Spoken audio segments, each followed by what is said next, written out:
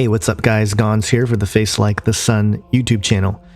Forbes and Reuters both reporting Google, Facebook says it's imperative that US hand over control of internet. Reuters, US tech firms urge Congress to allow internet domain changeover. And I'm not going to go through too much of this, but basically this is what we've been talking about. This handover of ICANN, which is the nonprofit Internet Corporation for Assigned Names and Numbers, to be handed over to the global community.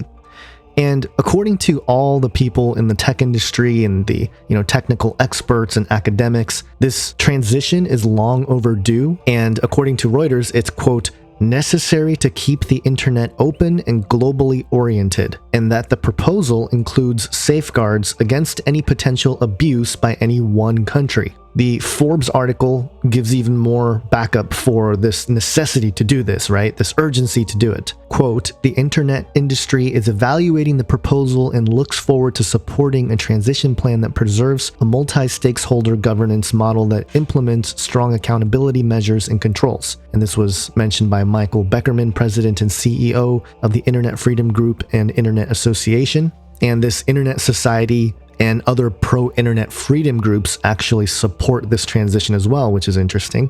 The hearing happens basically today, and the vote is supposed to happen on October 1st.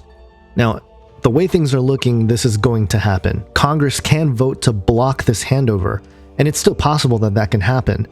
But there was another article that talked about how this measure to hand it over to an international global institution was written in the documents back in 1998 or 1999, so it's been something that's been planned for a long time, which goes to show what the internet was made for in general, in terms of total world control of this information bank, information system, information highway, whatever you want to call it. And I think the reason why tech companies and tech experts and academics, the reason why they're all saying, hey, this is long overdue, we need to do this, is because it makes oversight of the internet, the rules, the laws, and all this stuff much easier to govern, because right now, because there's interactions happening between nations that don't have the same laws and that sort of thing, it makes legislation challenging and difficult. So of course they want to move it over to a much more simplified global system where everybody's under the same rules. And I think there is some positive in that, and I think I can see where these technologists and academics are coming from, because they're looking at the practical, they're looking at the next step, they're looking at solving whatever problems that we have now with whatever we can implement to solve those problems. And that's one of those things, is to hand it over to a bigger global institution. It makes sense, right? Because the internet is global and the internet has brought down, nation state barriers. But here's the deal. This move, while might have some positives in terms of what they say is, to maintain an open internet by allowing it to become consolidated into a bigger plate, a bigger institution, a bigger umbrella. It's not so much the threat of potential abuse by one country. It's more so who controls the whole thing. And I think, prophetically speaking, this is very interesting, because we've often read the scriptures through very divided nation-state borders and nations in general. And we never considered something like the internet, which really throws a wrench in the whole thing,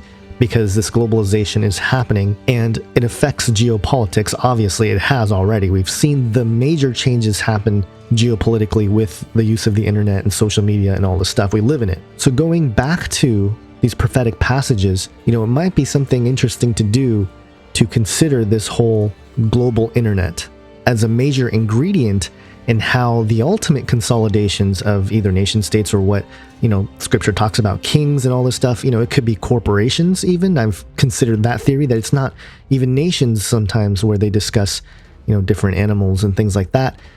It could be that they are major corporations or major industries, all of which are becoming blurred now, right? Our local cultures are being blended, and, this is all on purpose. And I'm not going to really get into, a hardcore Bible study on this video with looking at those passages through this lens of the internet, a global internet system.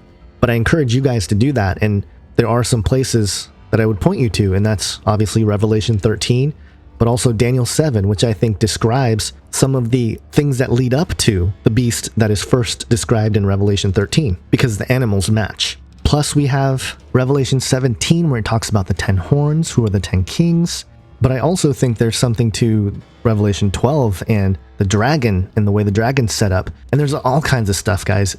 I just encourage you to dive in. I'll leave a more detailed list of scriptures in the description section below. Check those out. But in any case, back to this internet thing, I think we'll be able to tell if this country is truly overrun by technocrats if we see this go through, because again, it says tech companies and tech experts and academics all support the transition. You know, organizations that are supposed to be there to protect the internet, they're all for it. So once again, I'm saying, you know, a lot of people are jumping on this, oh, this is terrible. And in the grand scheme of things, of where things are headed, I think this is making that step towards the fulfillment of biblical prophecy. I'm not saying that this event itself is any kind of fulfillment, but it certainly seems to assist in this idea of a one world. But in the meantime, I think the initial implementation is probably going to be, I guess, good. Maybe there's some good and bad. You know, people might be able to sue you over the internet much easier between nations because there's going to be just one oversight or one, you know, rule, or maybe one office that handles all these things. But at the same time, maybe there is more clarity, or maybe there is more organization in terms of how things are handled on the internet in general, and that, you know, helps streamline things or whatever, and there might be some positives there. But again, you know, the bigger picture here is that ultimately having it under one umbrella, it's not so much one nation that's a threat, it's more so the individuals, and then behind the individuals, the entities that are trying to or do control everything behind the scenes. So here we are in this very unique point in history where the internet all of a sudden comes online, and then within 25 years of it being out there, it's already being consolidated into a global system. If you really step back, that's pretty unprecedented. And again, for nearly 2,000 years, people have read the prophetic scriptures and have had no indication of something like the internet that can really bring these prophecies that seem to be just supernatural or mythology to life. So anyway, let me know what you guys think. Dig into the scriptures. Let me know what you find. Have an awesome day, guys. God bless.